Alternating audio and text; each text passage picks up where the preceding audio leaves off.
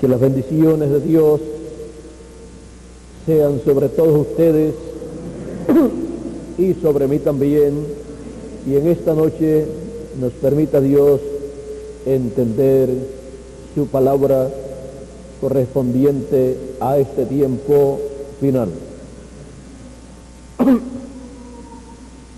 Nos hablaba don Miguel Bermúdez Marín acerca de la visita de estos ángeles que fueron retratados, fotografiados en el cielo en el 1963, el 28 de febrero, a las 6:10,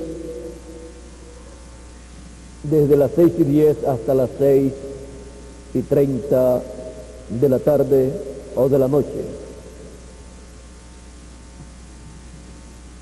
Dios en su palabra habla de una señal grande en el cielo que sería vista en el fin del tiempo. Y dice así el Señor Jesucristo en San Mateo capítulo 24, verso 29 en adelante: e inmediatamente después de la tribulación de aquellos días, el sol se oscurecerá y la luna no dará su resplandor, y las estrellas caerán del cielo, y las potencias de los cielos serán conmovidas. Entonces aparecerá la señal del Hijo del Hombre en el cielo, y entonces lamentarán todas las tribus de la tierra, y verán al Hijo del Hombre viniendo sobre las nubes del cielo con poder y gran gloria, y enviará sus ángeles con gran voz de trompeta, y juntarán a sus escogidos de los cuatro vientos, desde un extremo del cielo hasta el otro. De la higuera aprended la parábola: cuando ya su rama está tierna y brotan las hojas, sabéis que el verano está cerca. Así también vosotros, cuando veáis todas estas cosas, conoced que está cerca a las puertas. De cierto os digo que no pasará esta generación hasta que todo esto acontezca. El cielo y la tierra pasarán, pero mis palabras no pasarán. Que Dios bendiga su palabra en nuestros corazones y nos permita entenderla. Pueden tomar asiento si tienen la bondad.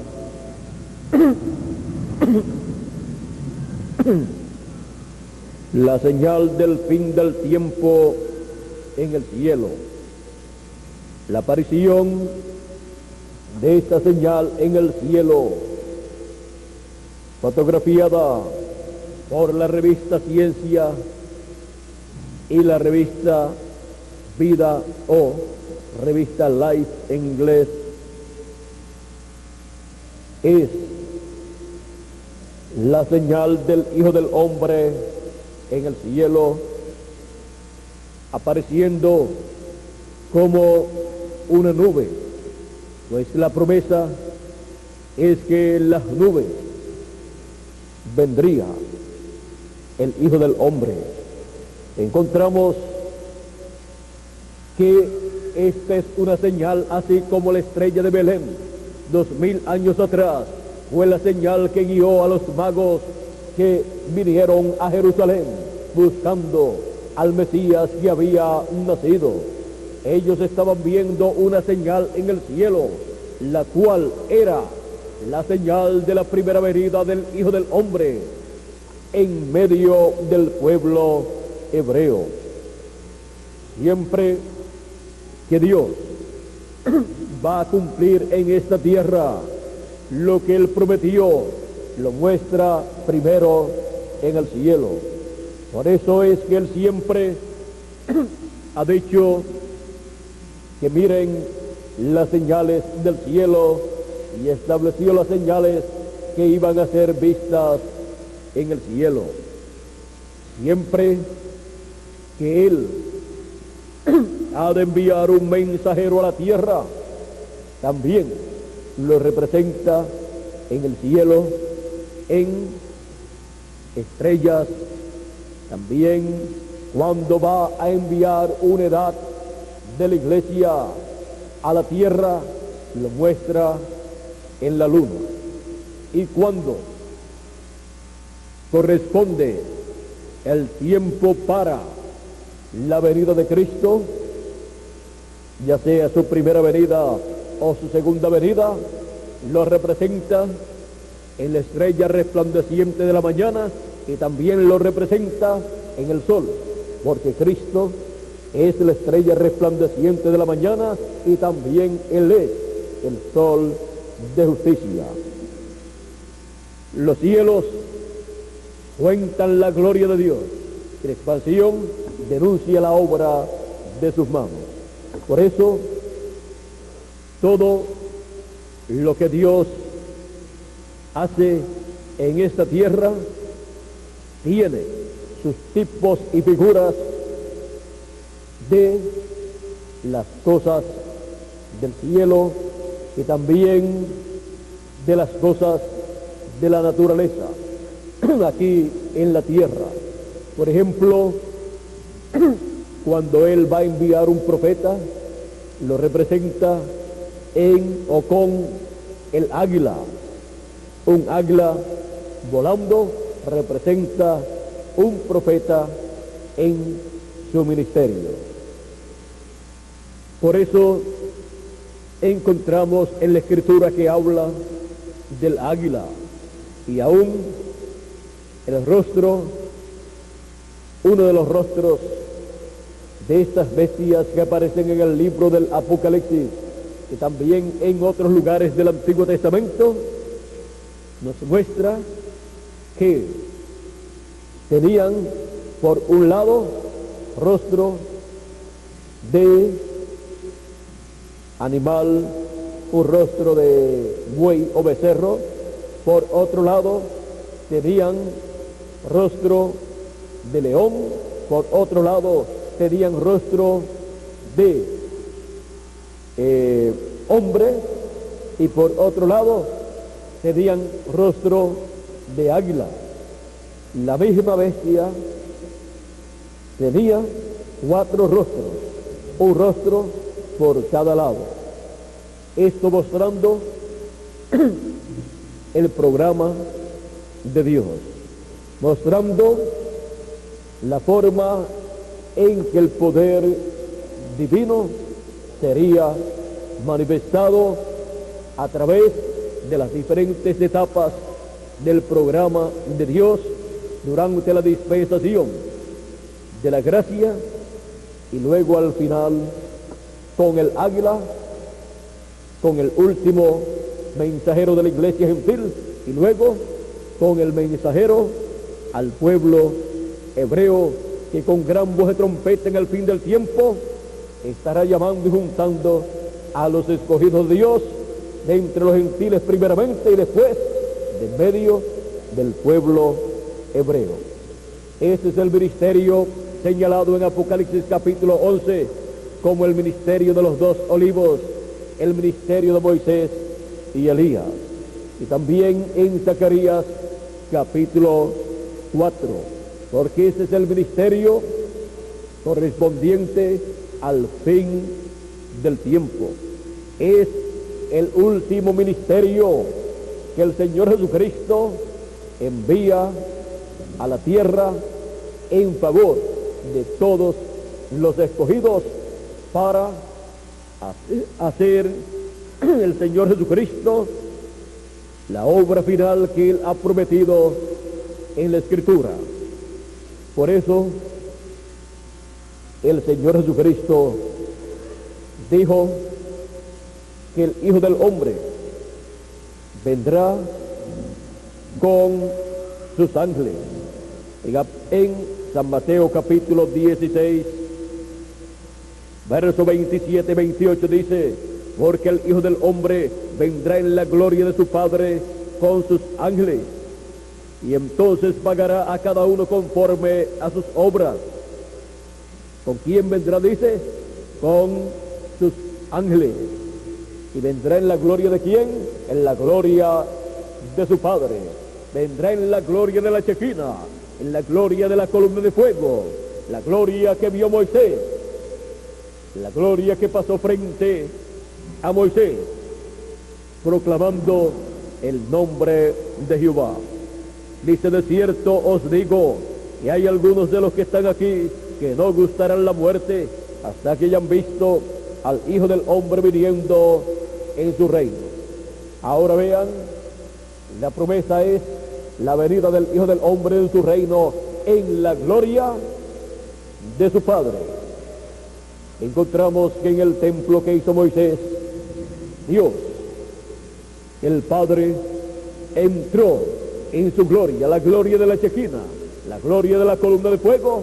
Entró a ese templo, pasó por el atrio, luego al lugar santo, y luego pasó al lugar santísimo, donde habitó sobre el arca del pacto.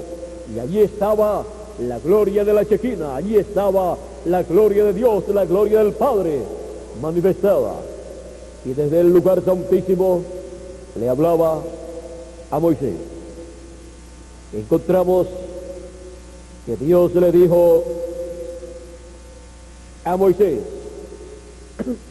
que hiciera ese templo, le hiciera atrio, lugar santo y lugar santísimo. Y en el lugar santísimo, miren ustedes, lo que él dijo que tenía que ser hecho. Dice Éxodo capítulo 24, Éxodo capítulo 25, verso 16 en adelante, dice: y pondrás en él, donde en el lugar santísimo, el arca del testimonio que yo te daré, y harás un propiciatorio de oro fino, cuya longitud será de 2 codos y medio, y su anchura de codo y medio. Harás también 2 querubines de oro, labrados a martillo, los harás en los 2 extremos del propiciatorio. Harás pues un querubín en un extremo y un querubín en el otro extremo. De una pieza con el propiciatorio harás los querubines en sus 2 extremos. Y los querubines extenderán por encima las alas, cubriendo con sus alas el propiciatorio, sus rostros el uno enfrente del otro, mirando al propiciatorio los rostros de los querubines. Y pondrás el propiciatorio encima del arca, y en el arca pondrás el testimonio que yo te daré, y de allí me declararé a ti, y hablaré contigo de sobre el propiciatorio, y de entre los 2 querubines que están sobre el arca del testimonio, todo lo que yo te mandare para los hijos de Israel. Ahora, ¿de dónde saldría el mensaje para el pueblo hebreo? El mensaje para el pueblo hebreo saldría del lugar santísimo de sobre el propiciatorio, donde estaba Dios en esa columna de fuego, y en donde estaban 2 querubines de oro. De allí Dios dice: de allí me declararé a ti y hablaré contigo de sobre el propiciatorio, de entre los 2 querubines que están sobre el arca del testimonio. ¿Qué cosa hablaría? Todo lo que yo te mandare para los hijos de Israel. De ahí venía el mensaje para el pueblo hebreo, bajo el ministerio de Moisés. El ministerio de Moisés es un ministerio que opera en el lugar santísimo. Recibe el mensaje en el lugar santísimo del templo de Dios. Tipo y figura del ministerio de Moisés para el fin del tiempo, recibiendo el mensaje del Evangelio del Reino en el lugar santísimo del templo espiritual del Señor Jesucristo, desde donde el Señor Jesucristo, en esa columna de fuego, se estará declarando al hombre en el cual esté el ministerio de Moisés, ministerio dispensacional. Siempre el ministerio que opera en el lugar santísimo es un ministerio dispensacional. Ministerios que operaron en el lugar santo son ministerios de edades. Ahora, un ministerio dispensacional opera en el lugar santísimo, pero también puede operar en el lugar santo. Pero su mensaje es del lugar santísimo, porque es un mensaje dispensacional prometido por Dios para abrir una nueva dispensación y llamar a los hijos de Dios de esa nueva dispensación. Encontramos que todo esto está señalado en la Escritura. Ahora, para el tiempo de Moisés, miren ustedes, apareció la columna de fuego, apareció el Padre Celestial en esa luz, y cuando Moisés vio esa luz en el monte Sinaí, sobre aquella zarza, fue para ver esa gran visión. Y aquella luz le habló a Moisés y le dijo: Moisés, Moisés. Y le dijo: quita los zapatos, las sandalias de tus pies, porque el lugar que pisas santo es. ¿Por qué? Porque allí estaba el Santo de los Santos. Allí estaba Dios en teofanía, el ángel del pacto, el ángel de Jehová. Y le dice a Moisés: Moisés, yo soy el Dios de Abraham, el Dios de Isaac y el Dios de Jacob. Y yo he oído, he visto la aflicción de mi pueblo, de los hijos de Israel, y he oído su clamor, y he descendido para librarlos de su situación. Había descendido Dios en esa luz, en esa columna de fuego, para librar al pueblo hebreo. Dice: y oyó Dios el gemido de ellos, y se acordó de su pacto con Abraham, Isaac y Jacob, y miró Dios a los hijos de Israel, y los reconoció. Ahora le dice a Moisés, le dice: he descendido para librarlos de mano de los egipcios y sacarlos de aquella tierra a una tierra buena y ancha, a tierra que fluye leche y miel, a los lugares del cananeo, del eteo, del fereceo, del heveo y del jebuseo. El clamor pues de los hijos de Israel ha venido delante de mí, y también he visto la opresión con que los egipcios los oprimen. Ven, por tanto, ahora, y te enviaré a Faraón, para que saques de Egipto a mi pueblo, los hijos de Israel. Ahora podemos ver que el Padre Celestial, Dios, en esa columna de fuego, descendió para librar al pueblo hebreo, y estaba enviando a Moisés, el cual había sido diseñado por Dios, con las dos conciencias juntas, para hacer el velo de carne que Dios usaría para cumplir su promesa, conforme a como le dijo a Abraham. Siempre Dios, para cumplir lo que Él ha prometido, ha usado seres humanos. Y dice el profeta Amós en el capítulo 3, verso 7, porque no hará nada el Señor Jehová sin que antes revele sus secretos a sus siervos los profetas. Para eso es que son enviados los profetas de Dios. Ahora, el gran yo soy del Antiguo Testamento es el mismo Jesucristo del Nuevo Testamento. Es el mismo Jesucristo el cual apareció 2000 años atrás en este planeta Tierra y fue vista la señal de su venida en el cielo, y encontramos que el pueblo hebreo, que debió reconocer aquella señal en el cielo, la señal de la estrella de Belén, no reconoció esa señal que hablaba del Mesías. Hablaba de que el Mesías ya estaba en la tierra. Había nacido el Mesías en la tierra de Belén de Judea. Y miren ustedes lo extraño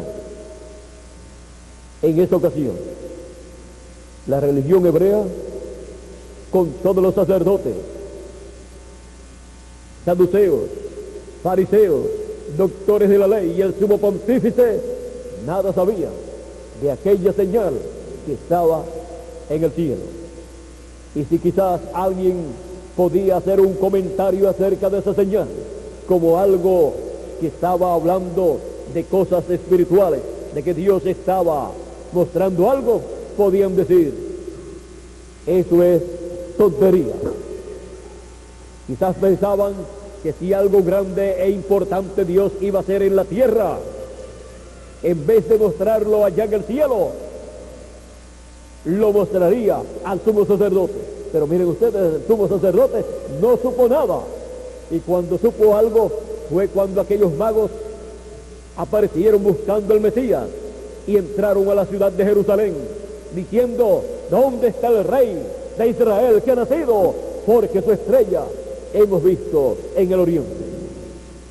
Miren ustedes, encontramos que no fue el sumo sacerdote y los doctores de la ley y los sacerdotes de aquel tiempo quienes llamaron a estos magos, sino fue el rey Herodes quien llamó a estos magos para investigar acerca de este evento. Estaba más interesado el rey Herodes por conveniencias personales, porque no quería perder su posición, que el sumo sacerdote y los doctores de la ley y los sacerdotes de aquel tiempo. ¿Qué significa esto? Que la religión hebrea, siendo la religión que tenía la promesa de la primera venida de Cristo, era la que estaba despreocupada, no estaba preparada para recibir la venida del Mesías. Le habían dado sus propias interpretaciones a la venida del Mesías, y si no se llevaba a cabo en la forma en que ellos habían interpretado y habían explicado al pueblo, y se habían explicado ellos mismos por medio de sus estudios teológicos, ellos no recibirían al Mesías si no venía en la forma en que ellos habían interpretado. Pero el intérprete de toda promesa divina es el mismo Dios, y la interpretación correcta es el cumplimiento de lo que Dios prometió. Esa es la interpretación correcta y perfecta de parte de Dios. Ahora, con esta noticia de que el Mesías estaba en la tierra, porque la señal del Hijo del Hombre para su primera venida estaba en el cielo, mostrando que estaba naciendo, que había nacido el Mesías en la tierra, esa señal y esas noticias era motivo para el sumo sacerdote, con todos los doctores de la ley y todos los sacerdotes de aquel tiempo, salir todos juntos hacia Belén de Judea para recibir, darle la bienvenida al rey de Israel. Pero no lo hicieron, ni siquiera tuvo José y María lugar en el mesón, o sea, no tuvieron lugar en el hotel o en los lugares de hospedaje de aquel tiempo. Estaba todo lleno, pues estaban regresando a su tierra, a su ciudad. Las personas que pertenecían a esa ciudad para el censo que se estaba llevando a cabo. Y por lo que vemos, José y María no fueron de los primeros que llegaron, porque cuando llegaron ya estaba todo lleno. Ellos iban poco a poco, pues María ya había entrado al 9º mes. Por lo tanto, no podían ir con mucho apuro, y si iban en un burro, el burro es lento también. Por lo tanto, se tomó algún tiempo al salir de Nazaret y llegar a Belén de Judea. No sabemos cuántos días, pero cuando llegaron ya estaba todo ocupado. Tuvieron que quedarse en un lugar donde las ovejas eran colocadas durante la noche para así comer recogidas algunas de ellas, por lo menos las que estaban paridas. El resto podían estar en los campos porque no era tiempo de frío. Dice la Escritura que el arcángel Gabriel, con un ejército de huestes celestiales, vino a unos pastores que estaban con las ovejas en el campo, vino cantando ese ejército celestial, dando gloria a Dios, porque había nacido en la ciudad de David, en Belén de Judea, un Redentor, que era Cristo el Señor. Era la columna de fuego, el ángel del pacto, el cual para ese tiempo estaba obteniendo el cuerpo físico que él usaría en este planeta Tierra para llevar a cabo la obra de redención en la cruz del Calvario. Obra que había sido reflejada, representada en aquellos sacrificios que el pueblo hebreo llevaba a cabo cada año. Fue representada la muerte del Señor Jesucristo en el Cordero Pascual, que el pueblo hebreo sacrificó, mató en la tarde de aquel día en el cual iban a salir luego durante la noche o durante la madrugada, iban a salir de Egipto, pero en la tarde ellos tenían que sacrificar o matar ese cordero y la sangre colocarla en el dintel de las puertas y su carne asada, comerla en la casa, la familia completa. Y lo que sobrara no se podía quedar para la mañana, sino que tenía que ser quemado, porque de ese cordero no podía quedar nada, no se podía guardar nada, sino lo que sobrara tenía que ser quemado. Ahora, ese cordero pascual representa a Jesucristo, que es nuestra Pascua, y también el macho cabrío que el pueblo hebreo sacrificaba cada año en el mes séptimo, el día 10 del mes séptimo, que era el día de la expiación, también representaba al Señor Jesucristo, siendo el sacrificio perfecto por cada hijo de Dios. Ahora vean ustedes cómo lo que Dios iba a hacer en la primera venida de Cristo fue representado en cosas de la naturaleza, en un corderito pascual y en un macho cabrío, y todos aquellos sacrificios que el pueblo hebreo llevaba a cabo también estaban señalando a Jesucristo viniendo para morir por nosotros y derramar su sangre y limpiarnos de todo pecado. es que siempre tiene que haber algo que lo simbolice, lo represente antes de Dios a realizar su programa en toda su plenitud. Por eso es que cuando la Escritura promete algo, encontramos que todos los profetas comienzan a recibir la revelación divina, cada uno en su tiempo, acerca de ese evento que Dios va a realizar. Y comienzan ellos por palabra de Dios, la cual Dios coloca en sus corazones, y en sus bocas comienzan a hablar de eso que Dios va a realizar. Y esas son las profecías bíblicas. Son los eventos que han de ser realizados conforme al programa divino. Y esos hombres que hablan de ellos son profetas de Dios, los cuales tienen las dos conciencias juntas y pueden ver de antemano las cosas que han de suceder. Ahora, todo es simbolizado, representado antes de ocurrir. En el cielo es representado, en la tierra también, con las cosas de la naturaleza. Y cuando llega el tiempo para ser cumplido lo que Dios prometió, entonces Dios se mueve a la escena y realiza su obra conforme a su promesa. Mientras no ha llegado ese momento,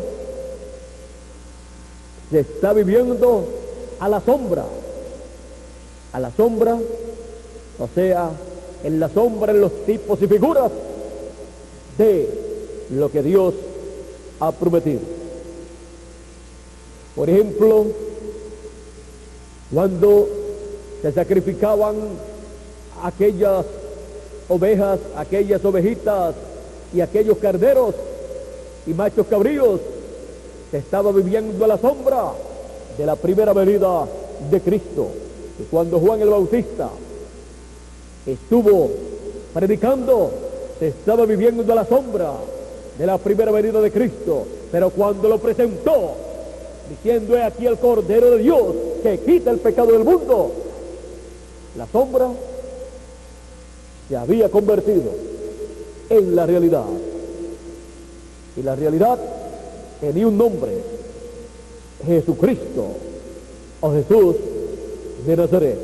Ya no se estaba a la sombra de la primera venida de Cristo, sino que se estaba a la luz de la primera venida de Cristo.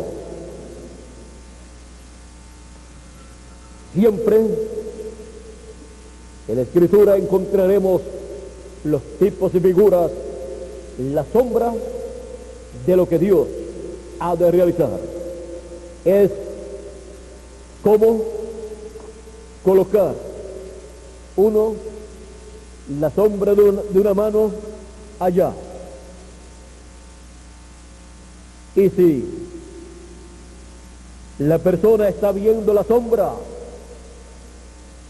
puede decir: es una mano y tiene 5 dedos, pero no está viendo la mano.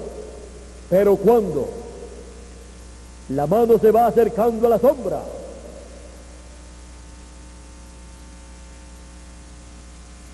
ya no se ve la sombra, sino la mano. Y así es con cada profecía bíblica.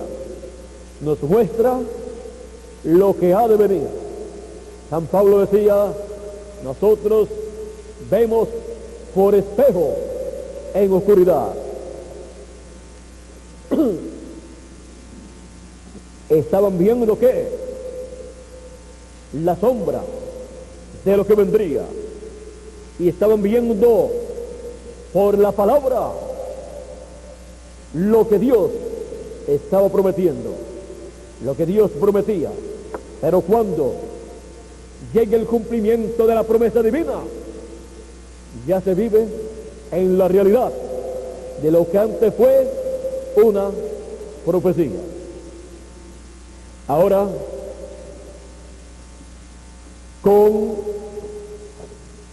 la toma de esta fotografía en el 1963, en febrero 28, comenzando a las 6:10 de la tarde hasta las 6:30 en que fueron tomadas estas fotografías, encontramos que lo que fue una promesa, la señal del Hijo del Hombre en el cielo, se convirtió en una realidad. En esta fotografía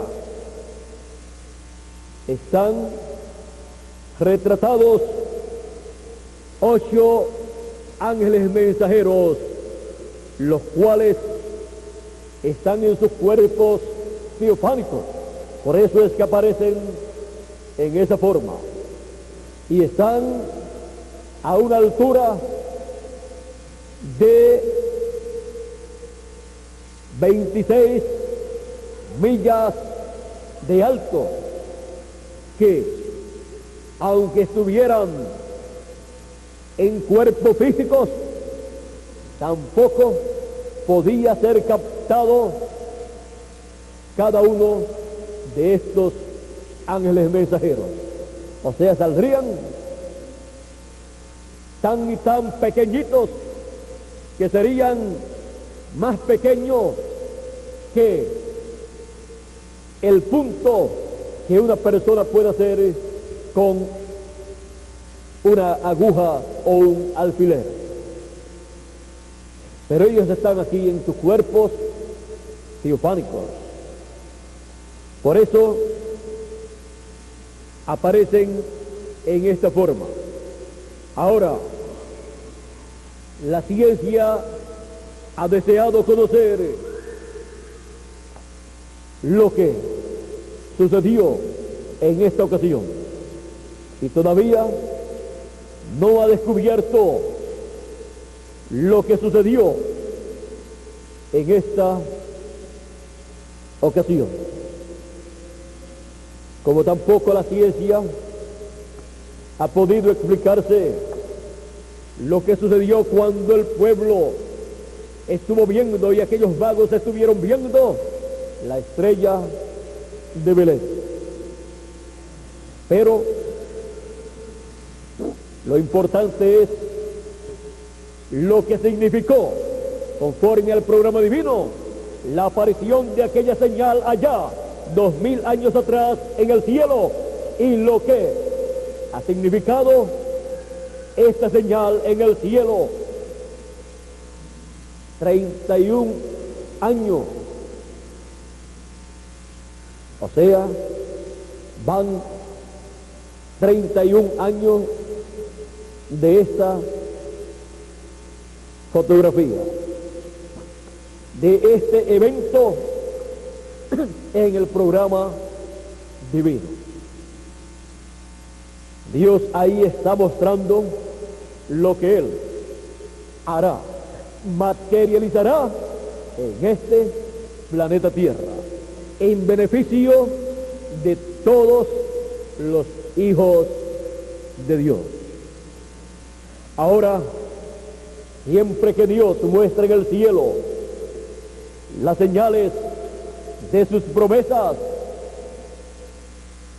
nos hablan estas señales de las bendiciones de Dios para todos los hijos de Dios. Estamos viviendo en un tiempo de grandes bendiciones de Dios para todos los hijos de Dios. Estamos viviendo en el tiempo en que la señal del fin del tiempo ha sido manifestada en el cielo. Esto señala que el fin del tiempo ha llegado y que el ángel fuerte de Apocalipsis capítulo 10 levanta su mano al cielo y declara que el tiempo no es más. Estamos viviendo en el fin del tiempo y también en el fin del siglo. Y sí, estamos conscientes que el calendario actual tiene 7 años de atraso. Entonces nos damos cuenta que estamos en el año 2001. Pero para no entrar en discusiones o en aclaraciones de cómo los científicos han descubierto que el calendario actual está atrasado, continuamos hacia adelante, pero conscientes de que estamos en el fin del tiempo y en el fin del siglo, y también estamos en el fin del mundo. Ahora, cuando hablamos del fin del mundo, siempre pensamos que es el fin de los seres humanos, pero no es así, sino que es el fin del reino de los gentiles. Y también, si observamos el sol, sale por el este y termina su recorrido en el oeste, que es el occidente. Para el sol el comienzo del mundo es el este y el fin del mundo es el occidente, que es la tierra de América. Para Cristo, el fin del mundo, para Cristo, que es el sol de justicia, es el occidente, la tierra de América a la cual nosotros pertenecemos. Estamos en el continente americano. Por eso es que cuando se habla de lo último de la tierra o del fin del mundo, decimos en algunos lugares la Patagonia, porque es lo más lejos, es lo último, según dicen algunas personas. Cuando se habla de lo último de la tierra, mencionan a la Patagonia, que pertenece a la América Latina. Ahora, el que estemos en el fin del mundo, en el fin o lo último de la tierra, para nosotros es una bendición de parte de Dios, porque el Señor Jesucristo dijo, hablando de la venida del Hijo del Hombre, en San Mateo, capítulo 24 y verso 27, de la siguiente manera: porque como el relámpago que sale del oriente, allá el Medio Oriente, la tierra de Israel, donde fue la primera venida de Cristo, la venida del Hijo del Hombre. ¿De dónde salió su primera venida? De la tierra de Israel, allá del Medio Oriente, o sea, del este, y se muestra hasta el occidente, hasta la tierra de la América Latina y el Caribe, la tierra de América. Así será también la venida del Hijo del Hombre. La venida del Hijo del Hombre, la primera salió de Israel, y la segunda venida del Hijo del Hombre, ¿dónde se mostrará? En el occidente, la tierra de América, que incluye el Caribe también. Así es que vean ustedes, el vivir en la tierra de América, en el continente americano, incluyendo el Caribe, es vivir en el territorio que tiene las promesas de las grandes bendiciones de Dios. Él dijo que el Hijo del Hombre enviaría a sus ángeles con gran voz de trompeta y juntarían a sus escogidos. La gran voz de trompeta siempre un mensaje de Dios.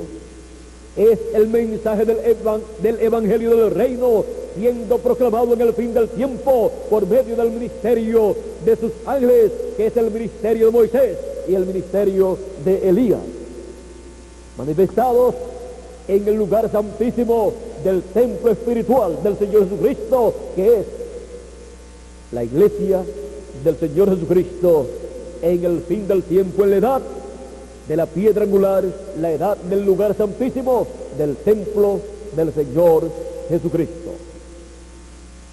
Es en el templo del Señor Jesucristo donde surge el mensaje de la gran voz de trompeta, como dijo también Dios a Moisés, que desde ese lugar, de en medio de los querubines, Dios se declararía a Moisés, y desde ahí le daría el mensaje para el pueblo hebreo.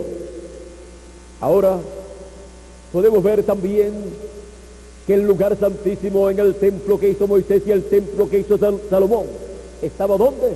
En el occidente. El lugar santísimo queda en el templo en el occidente.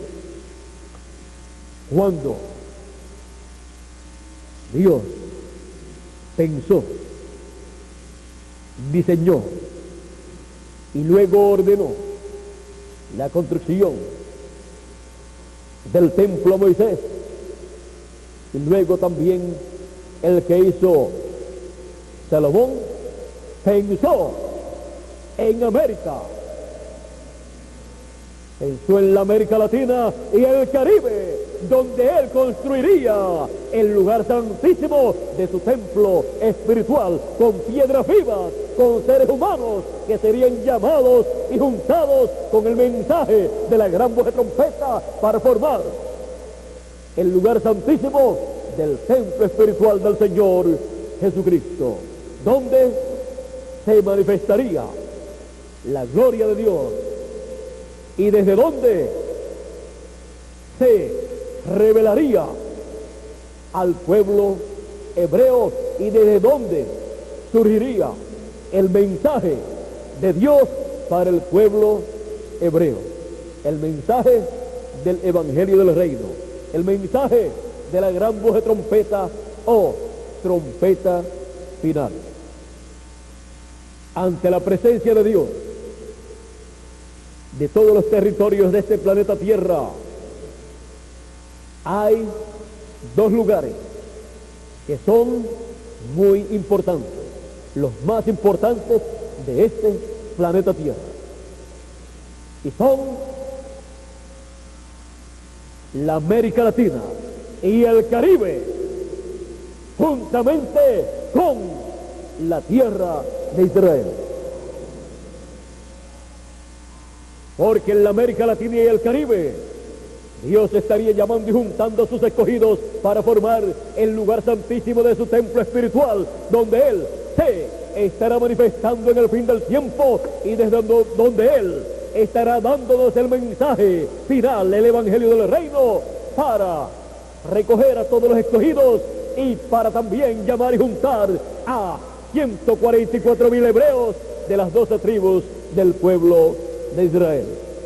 Y la tierra de Israel es un lugar tan y tan importante delante de Dios que en ese lugar, en la ciudad de Jerusalén, estará el trono del Señor Jesucristo durante el reino milenial.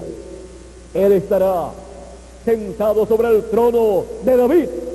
El trono de David será restaurado al pueblo hebreo y Jesucristo, como el hijo de David, estará reinando sobre las 12 tribus de Israel y sobre todo el planeta Tierra. En palabras más claras, Jerusalén será la capital del mundo entero y la tierra de Israel completa será el Distrito Federal.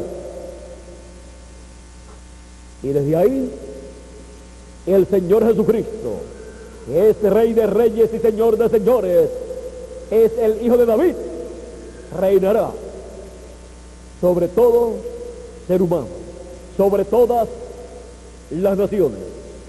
Y no solamente eso, sino que después del glorioso reino milenial, o sea, después del juicio final, que el Señor Jesucristo llevará a cabo, después de eso, en la tierra de Israel, se levantará un gran monte, una gran montaña, surgirá del corazón de la tierra, por medio de los volcanes, y formará el monte de Dios, formará una montaña que pasará de las nubes, y sobre esa montaña vivirán todos los escogidos de Dios. Y en la cima de esa montaña estará el trono de Dios. Allí estará Dios manifestado, la columna de fuego que alumbrará toda la ciudad. Y dice la Escritura que allí no habrá necesidad de luz, o sea que tendrá luz propia. Así dice Apocalipsis capítulo 21, verso 22 en adelante. Y no vi en ella templo, porque el Señor Dios Todopoderoso es el templo de ella y el Cordero. La ciudad no tiene necesidad de sol ni de luna que brillen en ella, porque la gloria de Dios la ilumina, y el Cordero es su lumbrera. ¿Ven ustedes que tendrá luz propia? Será la luz de Dios, la gloria de Dios, aquella luz que le apareció a Moisés, aquella luz que guió al pueblo hebreo por el desierto y de noche les alumbraba el camino, estará alumbrando en ese monte, en esa ciudad que es la Nueva Jerusalén, ahí en la parte de arriba de esa montaña que estará en forma de pirámide, en la parte de arriba estará Dios, estará esa luz alumbrando sobre toda esa ciudad.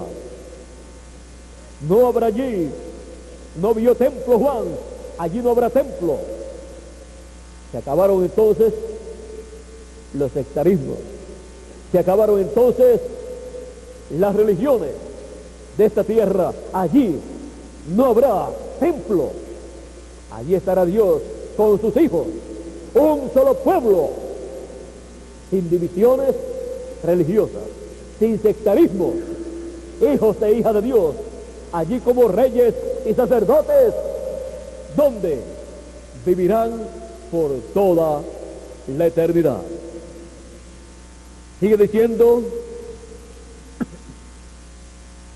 en Apocalipsis 22, verso 1, dice: después me mostró un río limpio de agua de vida, resplandeciente como cristal, que salía del trono de Dios y del Cordero, o sea, de la parte de arriba, donde está el trono, donde está Dios, en esa columna de fuego, en esa luz que guió al pueblo hebreo.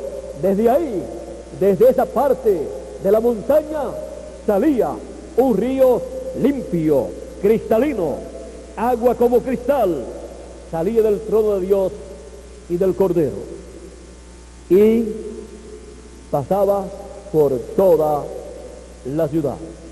Agua propia también tendrá esa ciudad, la cual estará establecida en este planeta Tierra después del juicio final. Y ahí en esa ciudad vivirán todos los escogidos de Dios que tienen sus nombres escritos en el libro de la vida del Cordero. En esta misma forma fue diseñada la iglesia del Señor Jesucristo y el templo que hizo Moisés. El lugar santísimo de ese templo que hizo Moisés representa el trono de Dios. La parte de arriba de esa ciudad, como también representa el trono de Dios en el cielo.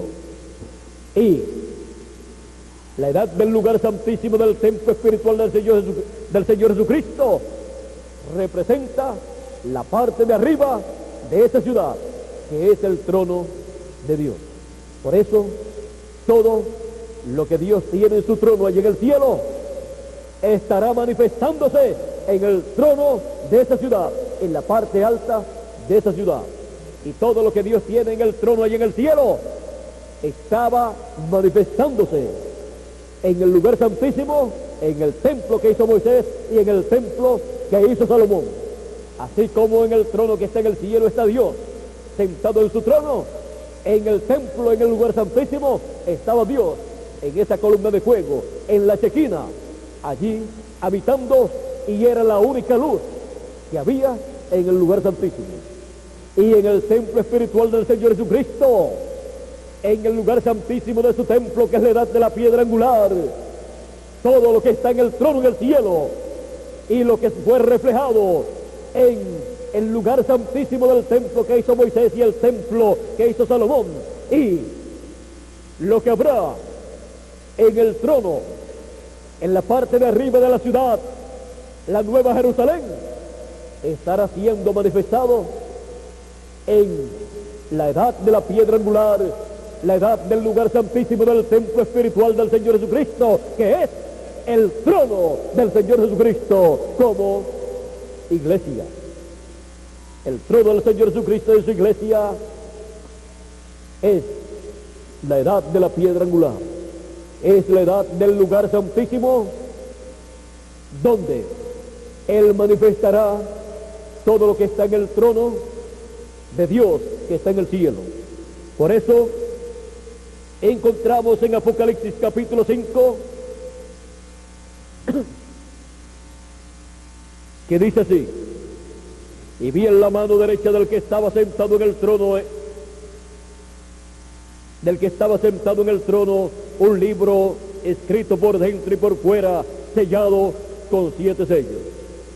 Este libro es el libro de la redención, el libro de la vida del Cordero, donde están escritos todos los nombres de todos los escogidos de Dios, los cuales por la sangre del Señor Jesucristo han sido lavados, han sido limpiados de todo pecado. Y encontramos que dice acerca de este librito: y vi a un ángel fuerte que pregonaba a gran voz: ¿quién es digno de abrir el libro y desatar sus 7 sellos? Y ninguno, ni en el cielo, ni en la tierra, ni debajo de la tierra, podía abrir el libro, ni aún mirarlo.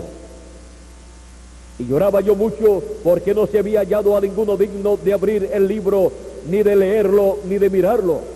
Y uno de los ancianos me dijo: no llores, he aquí el león de la tribu de Judá, la raíz de David, ha vencido para abrir el libro y desatar sus 7 sellos. Y miré, y vi en medio del trono y de los 4 seres vivientes, y en medio de los ancianos, estaba en pie un cordero como inmolado, que tenía 7 cuernos y 7 ojos, los cuales son los 7 espíritus de Dios enviados por toda la tierra. Y vino y tomó el libro de la mano derecha del que estaba sentado en el trono. Y cuando hubo tomado el libro, los 4 seres vivientes y los 24 ancianos se postraron delante del Cordero. Todos tenían arpas y copas de oro llenas de incienso, que son las oraciones de los santos. Y cantaban un nuevo cántico, diciendo: digno eres de tomar el libro y de abrir sus sellos, porque tú fuiste inmolado, y con tu sangre nos has redimido para nuestro Dios de todo linaje, lengua y pueblo y nación, y nos has hecho para nuestro Dios reyes y sacerdotes, y reinaremos sobre la tierra. Ahora podemos ver que este libro sellado con 7 sellos tenía que ser abierto en el tiempo señalado por Dios, y es venido que una persona se presente para abrir ese libro, pero ninguna persona era digna, y los ángeles y arcángeles que allí estaban no podían ir y tomar ese libro, porque tenía que ser un hombre y todos los hombres habían pecado, por lo tanto todos estaban destituidos de la gloria de Dios. Y Juan lloraba mucho, porque si no aparecía un hombre digno de tomar ese libro y abrir esos sellos, todo estaba perdido, todo regresaría a como era antes de la creación. O sea, todo estaba perdido. Juan lloraba mucho porque aún el sacrificio del Señor Jesucristo se perdía si no aparecía una persona digna de tomar ese libro. Juan lloraba mucho, pero el anciano le dijo: Juan, no llores. He aquí el león de la tribu de Judá. He aquí, él ha prevalecido para tomar el libro y abrir sus 7 sellos. Y Juan, cuando miró, buscando ver un león, vio un cordero con 7 cuernos y 7 ojos. Ahora, Juan, cuando miró, vio al Señor Jesucristo, al cual él conocía como el Cordero de Dios, al cual Juan el Bautista había presentado diciendo: he aquí el Cordero de Dios que quita el pecado del mundo. Pero el anciano dijo que era un león. ¿Y cómo vamos a entender que el anciano anunció que era un león y cuando Juan mira lo que vio fue un cordero? Es que el anciano conoció a Jesucristo en esa etapa como león de la tribu de Judá, como rey de reyes y señor de señores, porque Jesucristo es el león de la tribu de Judá, el rey de reyes y señor de señores. Por lo tanto, había comenzado una nueva obra y una nueva dispensación en el programa divino, de la cual Juan el apóstol no sabía.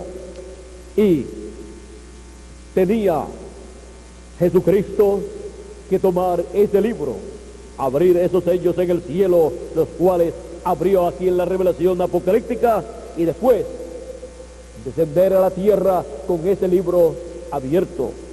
Por eso Apocalipsis capítulo 10, verso 1 en adelante dice: vi descender del cielo a otro ángel fuerte, envuelto en una nube, con el arco iris sobre su cabeza. ¿Quién es ese? Es el Señor Jesucristo descendiendo a la tierra en esa luz, en esa columna de fuego, en esa nube de fuego. Él dijo que vendría en una nube, y ahí lo tenemos en Apocalipsis capítulo 10, descendiendo en una nube, en una columna de fuego, y su rostro era como el sol. San Pablo, cuando tuvo el encuentro con Cristo, dice que una luz le apareció, una luz más fuerte que el sol, y lo dejó ciego. Es Cristo, el ángel del pacto, descendiendo en su cuerpo teofánico y sus pies como columnas de fuego. Tenía en su mano un librito abierto y puso su pie derecho sobre el mar y el izquierdo sobre la tierra, y clamó a gran voz como ruge un león, y cuando hubo clamado, 7 truenos emitieron sus voces. Ahora vean, desciende como el león de la tribu de Judá, y por eso ruge, clama como cuando ruge un león, y 7 truenos emitieron sus voces. Y vean, viene con el librito abierto en su mano, el librito que en el cielo nadie lo podía abrir, ni siquiera lo podía ninguna persona mirarlo. Nadie era digno en el cielo de mirar ese libro, pero Cristo, el pariente redentor de la raza humana, él que se hizo hombre, tuvo el derecho de tomar ese libro. Él murió por nosotros y pagó el precio de la redención.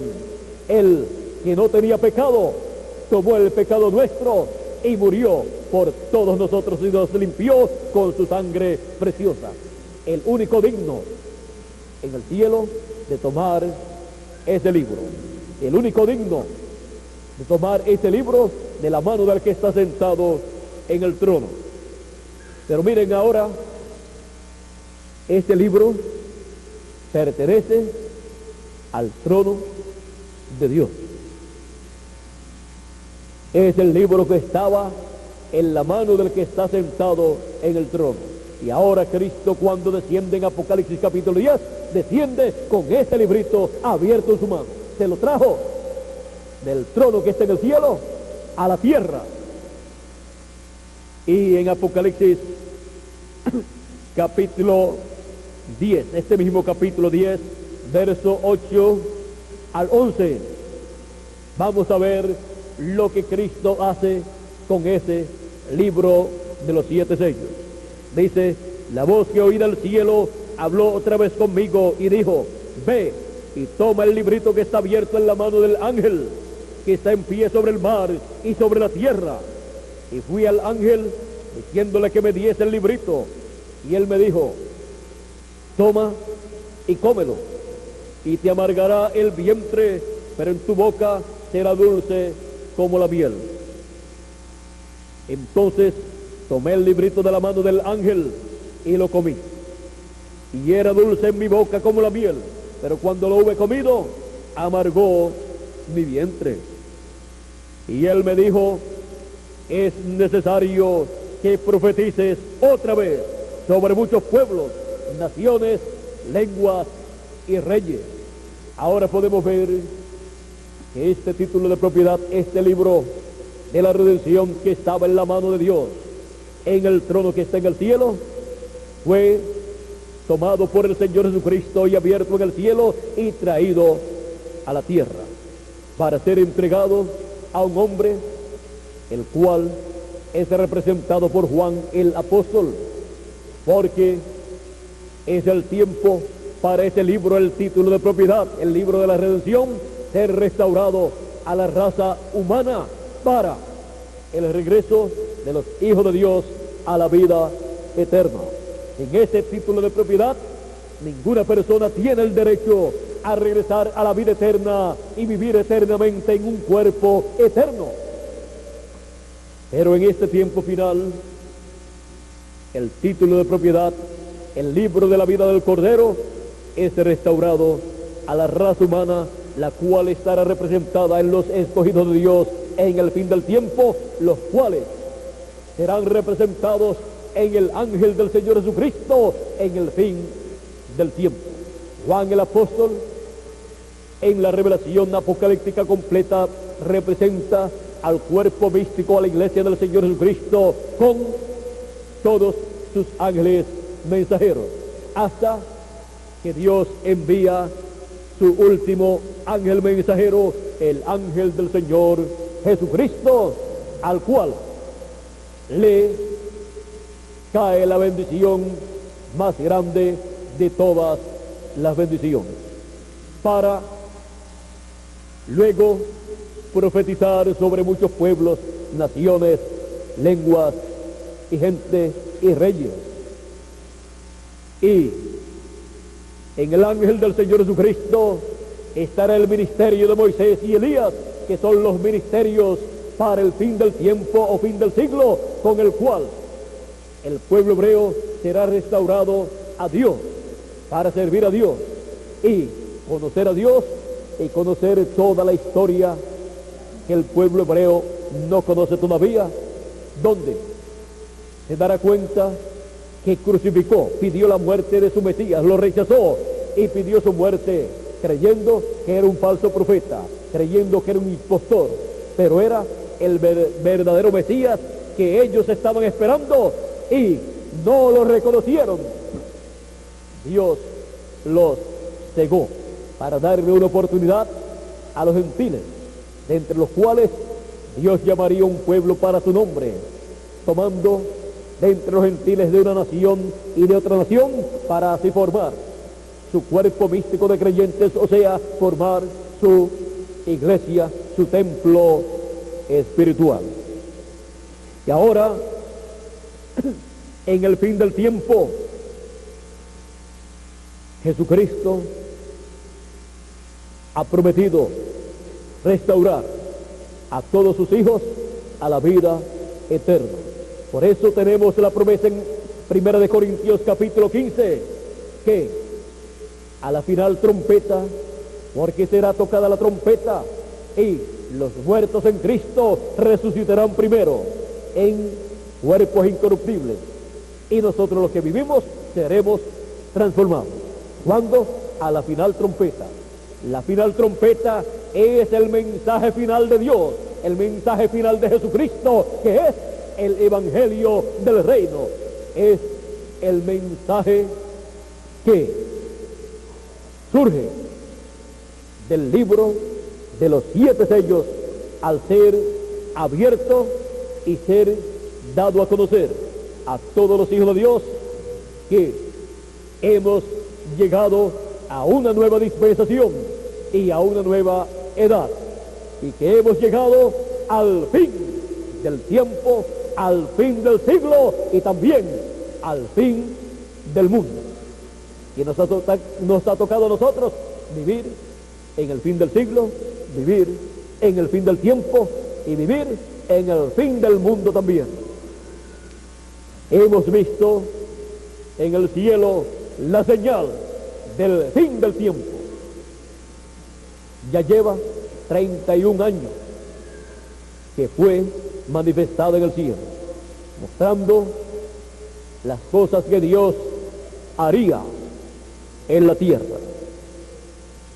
La señal del fin del tiempo en el cielo. Esta es la señal del fin del tiempo en el cielo. Que Dios les continúe bendiciendo a todos, que Dios les guarde y que Dios les ayude en todo momento para siempre ver el programa de Dios y ver cómo va Dios realizando su programa a medida que va pasando el tiempo, y así recibir las bendiciones que Dios ha prometido para todos sus hijos en este tiempo final. Muchas gracias por vuestra amable atención, amigos y hermanos aquí presentes, y también a cada uno de ustedes que a través de esta conferencia en video pueden escuchar todo lo que en esta ocasión ha sido hablado. Y que Dios les ayude a todos para tener los ojos espirituales bien abiertos para ver las cosas que Dios ha prometido realizar en este tiempo final, y estar conscientes de que estamos en el fin del tiempo y que la señal del fin del tiempo en el cielo ha sido cumplida. La señal del fin del tiempo en el cielo cumplida. Pasen todos muy buenas noches, y con nosotros nuevamente Miguel Bermúdez Marín.